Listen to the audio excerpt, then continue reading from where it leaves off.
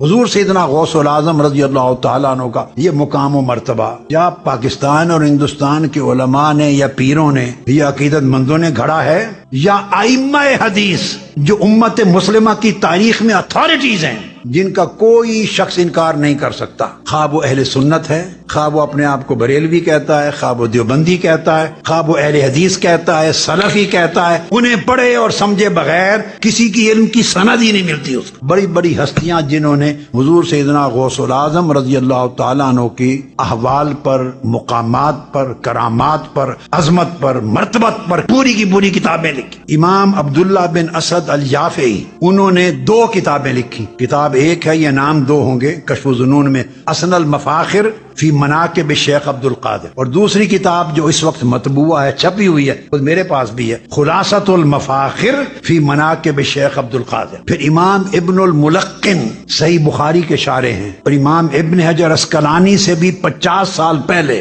وفات کا فرق ہے، ان سے قبل بخاری شریف کے شارح امام ابن الملقن، انہوں نے درر الجواہر فی مناقب شیخ عبد القادر۔ پھر امام قسطلانی، وہ صحیح بخاری کے شارح ہیں امام، ان کی شرح بخاری پڑھی اور پڑھائی جاتی، انہوں نے الروض الظاہر فی مناقب شیخ عبد القادر، یہ مواہب اللدنیہ کے مصنف ہیں، انہوں نے لکھی۔ لغت کے سب سے بڑے امام اور محدث امام ابو طاہر مجد الدین فیروز آبادی صاحب القاموس، انہوں نے لکھی روضۃ الناظر فی ترجمۃ شیخ عبد القادر۔ یہ ائمہ محدثین عرب اکابر۔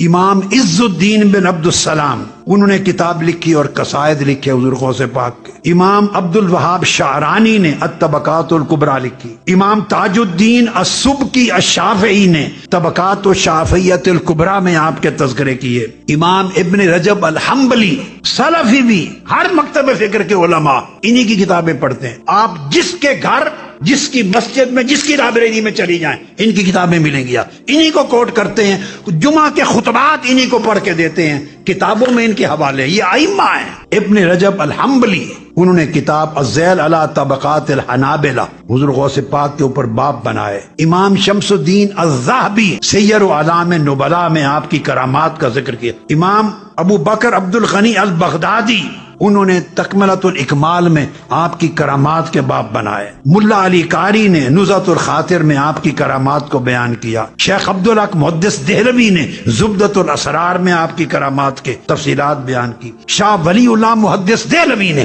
التفہیمات الالہیہ میں بیان کی۔ امام عبد الرؤوف المناوی الکواکب الدریہ حضور غوث پاک کے مناقب اور کرامات کو بیان، اور میں نے صوفیاء کی کوئی کتاب کوٹ نہیں کی، صرف ائمہ حدیث